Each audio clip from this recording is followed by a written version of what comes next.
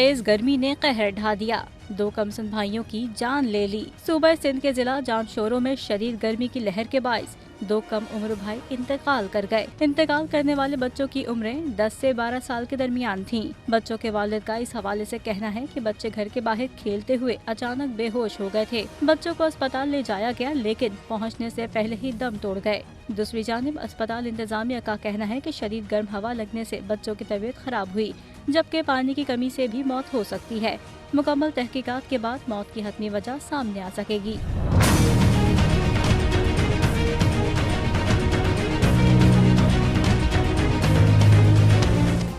Subscribe करें और bell दबाएं ताकि कोई खबर रह न जाए।